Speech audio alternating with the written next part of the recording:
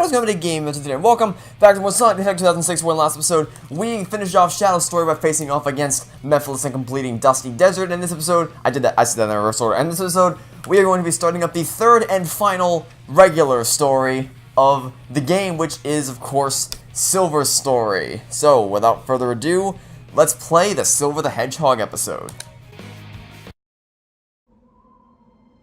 This world was devastated before I was born.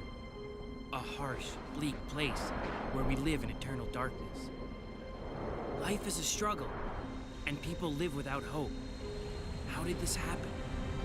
No one will answer me directly, but they always point to the flames.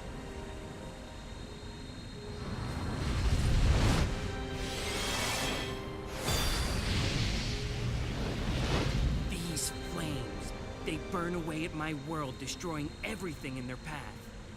They come from an eternal life form that we cannot truly defeat, the flames of disaster known as Iblis.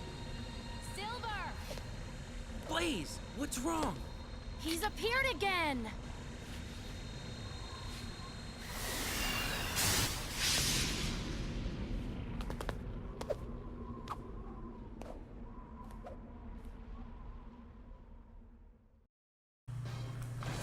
Okay, now this will ordinarily be the part. To use psychokinesis, press the right trigger while near an object. You can throw items with the X button. This would ordinarily be the part where, ow. Also, the camera really just screwed with me a lot there. It sent me in the complete wrong direction, but we're gonna roll it anyway. This would ordinarily be the part where I explain all about Silver's gameplay, you know, being that you can jump in the air and hold the A button to float. You can press right trigger to use the psychokinesis and pick up objects and throw them at people. And of course, you can walk up to enemies like this and press the X button to stun them, grab them, and then cast them into the abyss, which is completely and totally broken, but sure is hilarious to use. When you use your psychokinesis on an area with a green... The building's knocked over! I love how the dialogue just cuts each other off. However, we've played as Silver in every single story up until this point. Silver's a special little snowflake because he gets played, like I said... I can wipe them out if I hit that pipe. Ow. Unlike the other two hedgehogs, which only appear in one of the other stories that isn't theirs, Silver is playable in all three stories. So we've already played as Silver twice, once in Kingdom Valley as Sonic, and once in Aquatic Base, or not as Sonic, but in Sonic's story, and once, of course, in Aquatic Base in Shadow's story. So we're pretty familiar with Silver's control scheme at this point. Now, of course, there's still a few upgrades that we're going to be able to purchase throughout his story that we've not unlocked yet. However, actually, I'm just going to skip this, because I'm pretty sure we can get across faster if we just float like this instead of waiting for everything to come. Also, It opens its mouth, that's my chance. I can dodge, then counterattack. Blaze just did to die, anyway. Yeah, because most of the cool stuff with Silver, I mean, Silver himself is a pretty cool character because he has psychokinesis, which is basically just a clever word, or not a clever, a fancy word for telekinesis. Most of the cool stuff he can do, like, grabbing bullets in midair and tossing them back at enemies. We've already done all that stuff before, so like, there's nothing really new for me to explain in regards to Silver's gameplay, although I will be able to showcase off the whole grab things in midair, or grab projectiles in midair and toss them back at their throwers. If we just play the waiting game for a little bit. I really want to get this, so yeah, throw it, and grab it, and toss it right back at him. Just like that, buddy. Perfection. Anyway, yeah, so gameplay-wise, I don't really have anything new. I will have something new to say gameplay-wise when we start to play as Silver's first amigo, or side character, which is, I'm sure you've been able to discern, is Blaze. But until then, what I do want to say is the story-wise. Most of my problems with the story, because unlike most people, as I'm sure you know, do not despise this game. I can understand where people can criticize the story for, but most of my problems with the story, and there aren't that many, come from Silver. Oh, I forgot I need to use these things to knock out that wall. Almost just did a die there. Oh, I didn't knock out the wall. Interesting. Okay, let's grab some more stuff and throw them at the wall. There we go. Oh, I'm gonna have to fall down and do all that again. That's fun. No worries. Anyway, most of my criticism of the story, or at least the things that, because because the story utilizes time travel, and I'm a big fan of stuff like Back to the Future, if it's not done well, it shows a lot, and it's really easy to not do it well. And for the most part, the game does an okay job, but when we get to Silver Story, we come across some things that just kind of make me go, huh? So I'll cover this as the time goes, but the first thing I want to talk about is the opening cinematic, which is, for as strange as it may sound, the opening cutscene to Silver Story is my least favorite cinematic in the entire game.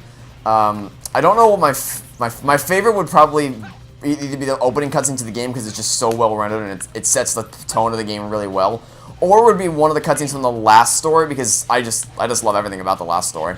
But we haven't gotten to that yet, so I can't really say anything. Also, loading screen.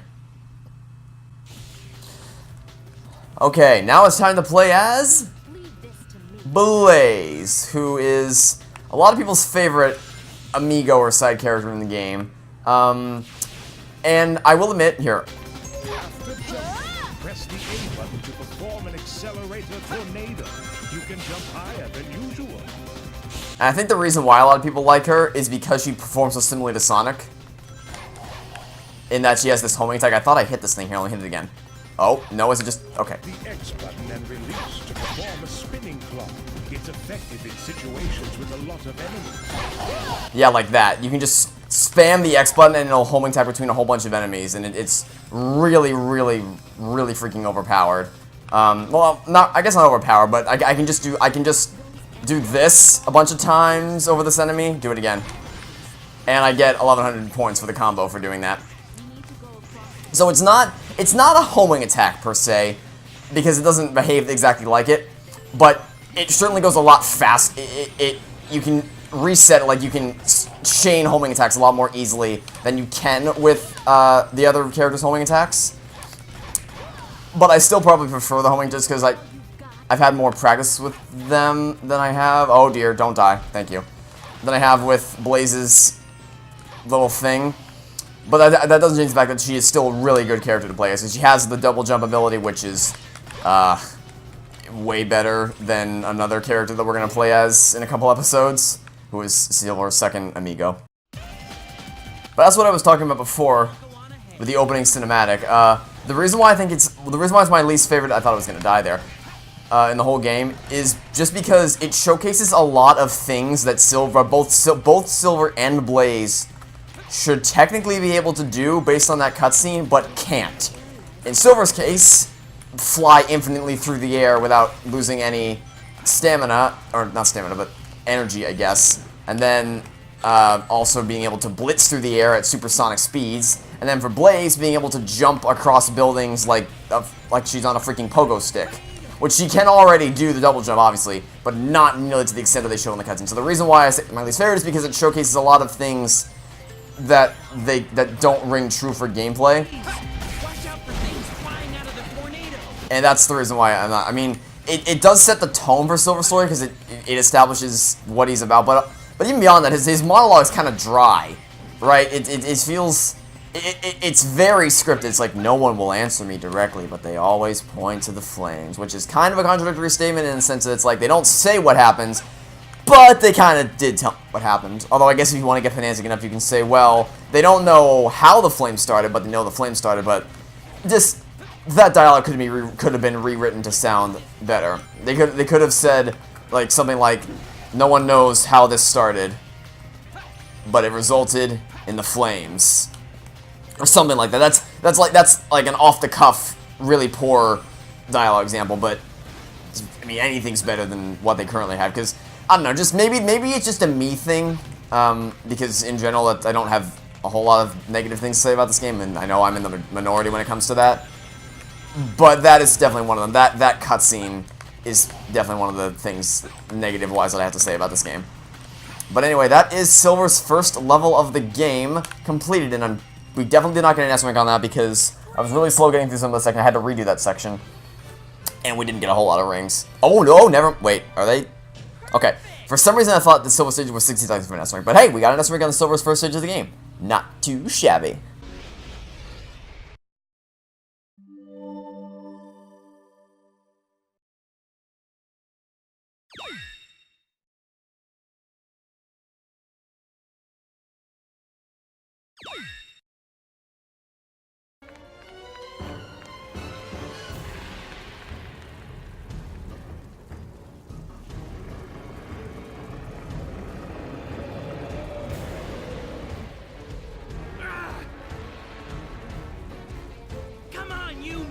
monster!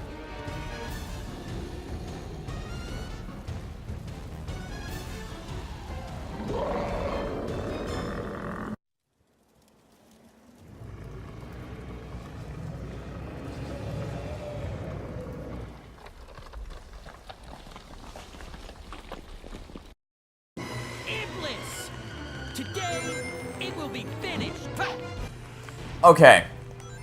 This is our first boss fight as Silver. Iblis the monster, and this is Iblis in his sort of true form. Please don't hit me, I need to... Okay, never mind, you destroyed all my projectiles anyway, but let me pick up some of the... Spot is the armored head.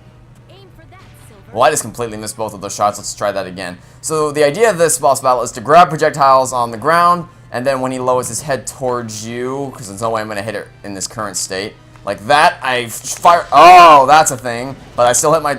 No, I didn't hit my target. Interesting. Okay. Well, we're going to fire these now. There we go. Now I hit my target. But I need rings, because if I don't get rings... Give me rings. Thank you. I'm going to keep them there, because I'm definitely going to need them later. Alright. So when he lowers his head like this, you want to just grab as many projectiles as you can and toss them all at his head. And that's what this boss fight boils down to. It was just firing a bunch of crap at his head, and I don't know why I did that, because he was invincible there. Okay, and is there any more stuff for me to pick up, or do I have to wait for him to... Okay, there's one more thing I can pick up.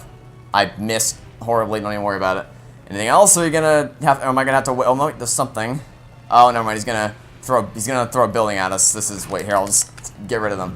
Oh, they actually hit. Okay, it wasn't wasted. Okay, watch the shadow, and don't be near it when it comes down. Otherwise, you're gonna get hit. I messed up last time because I was too focused on trying to find stuff to hit him with, which, by the way, I think we're out of that right now. I think we are completely out of random stuff to throw at him. Oh, never mind. We have something. Oh, but he's gonna do his attack, so it's not gonna mean anything. Don't hit. Don't hit. Don't hit. I can't see anything.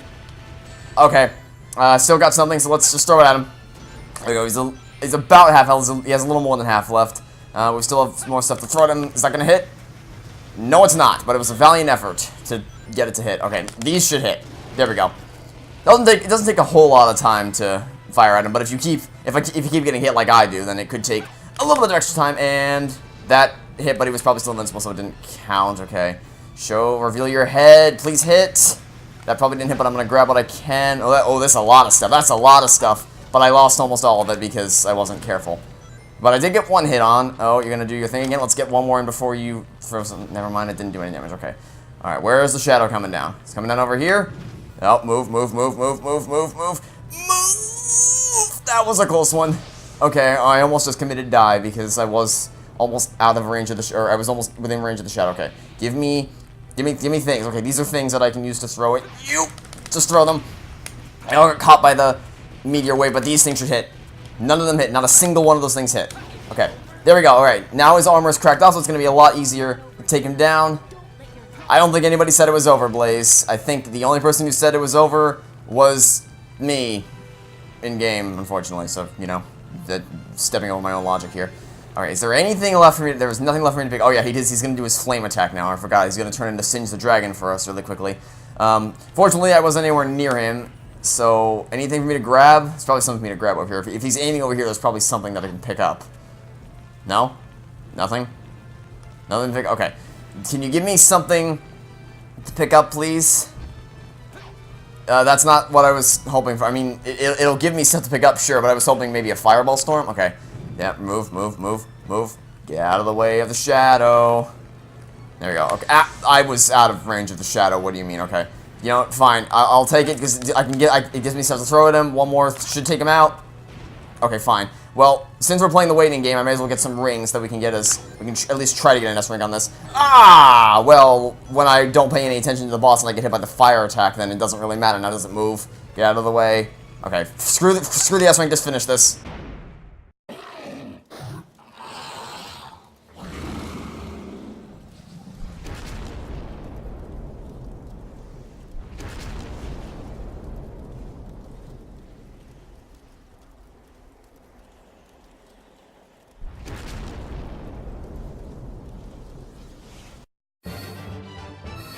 Okay, S rank probably not. Yeah, that's not an S rank. It's almost an S rank, but it's not an S rank.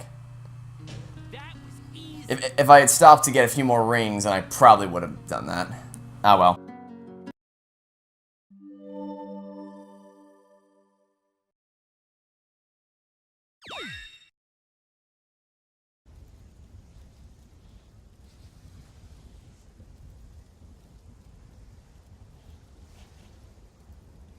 Looks like we stopped it for now. But it'll just rise up from its ashes again. What's the point of all this? It'll never end. Calm down, Silver. Then tell me what we should do. How can we completely destroy Iblis? By knowing the truth, of course.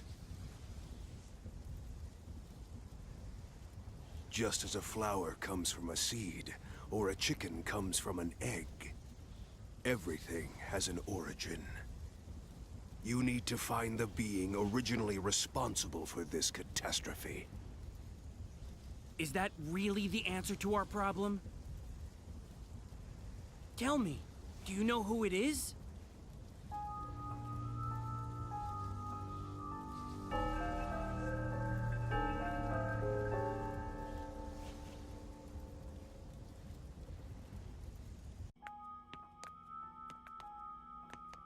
To fix this present timeline, you need to change the past.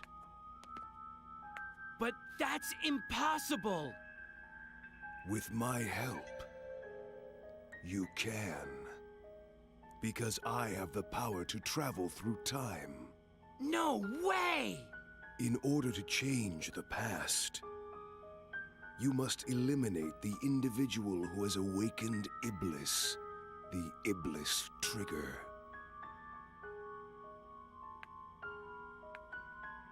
If I eliminate that guy, will our world be saved?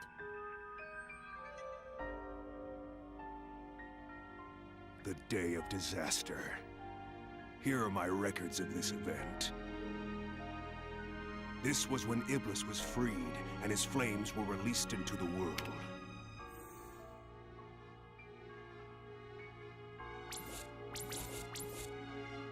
And you have this person to blame.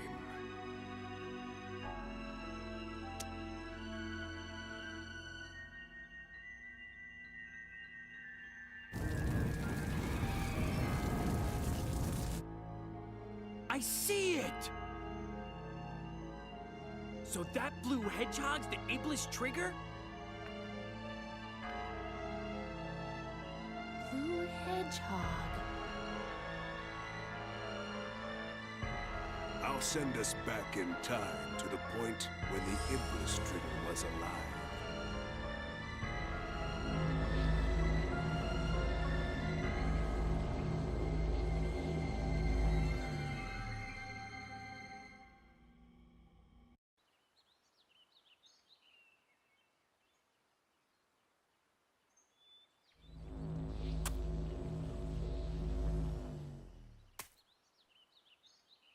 Where am I? Blaze? Blaze! I guess we all got separated.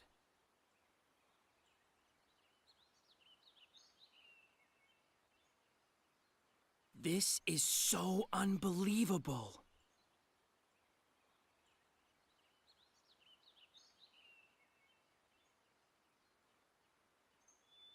Now, I must fight for the future.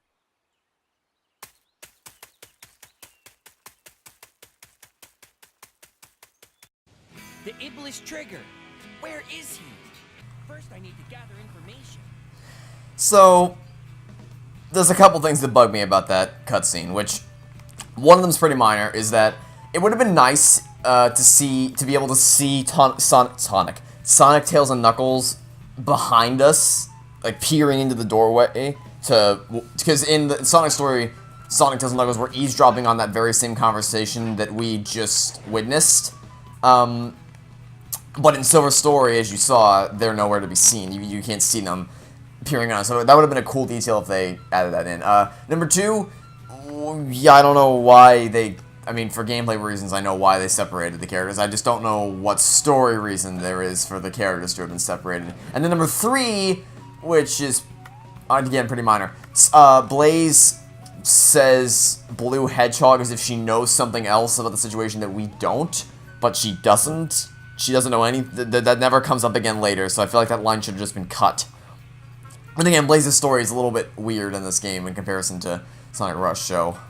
Yeah, although I guess if you got pedantic enough, you could connect the two together. But anyway, this. If you see a mark above the head of someone in town, try talking to them. You may learn something important.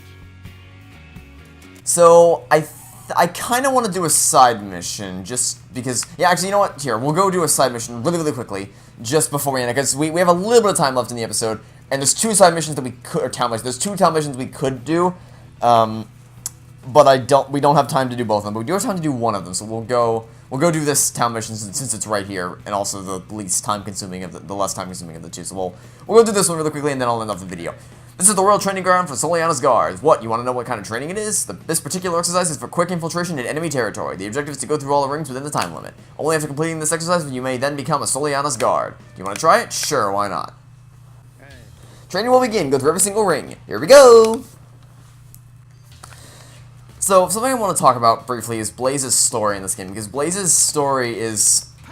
It doesn't really bother me, per se, because I've never played Sonic Rush, so I don't know precisely how screwed up everything is. But apparently people who play Sonic Rush really don't like Blaze, just because her story in this game completely goes against her pre-established canon. And I think I know the general gist. The general gist, I'm pretty sure, is that she's from a different dimension in Sonic Rush, which doesn't make any sense because in this game she's a part of this dimension and it's from the future, but I don't know. Oh, so you have to press A like that, otherwise you're just gonna immediately fall. The A doesn't carry over from the previous thing, and okay, there we go. More rings to go through. Anyway, so I don't know exactly how screwed up it is. I just know that it doesn't match Sonic Rush. But if you wanted to get pedantic enough where you could say that based on something that happens at the end of Silver's story, that would explain what happens in Sonic Rush, but then something that happens at the very end of the game after the last story... What? Unbelievable! Who are you? Please, don't insult the Sonic Guards, please! Nope, not sticking around this town for much longer there, buddy. Did we S-rank? Yeah, we S-ranked that. But... What's it? Because of what happens at the very end of the game, that completely negates the previous theory, which makes this even more confusing, but I guess it's then rectified by what happens in the DS version of Sonic Colors, because Silver and Blaze meet for the first time there, so, I don't know. Blaze's inclusion in this game just confuses, it just meddles everything even further, but, I don't know. Like I said, my gripes with the story, and there aren't many, almost entirely come from Silver's story and the whole Elise and Sonic subplot. Because whoever thought... Then again, you haven't even seen the worst part of that yet, so we wait till we get to the last story. But anyway, that's my rant for that. There aren't many... It's gonna sound like I'm being hard on the game, but I'm not. I'm just pointing out these little nitpicks I have every now and again. Overall, I still enjoy the story. Anyway, that's it for this episode of Sonic the Hedgehog 2006. So, I would like to thank you all for watching. Stay tuned for the next episode, and until then, it's been a game. I'm just signing off, saying hope you have a fantastic day, and I will catch you next time for some more Sonic the Hedgehog 2006. Goodbye!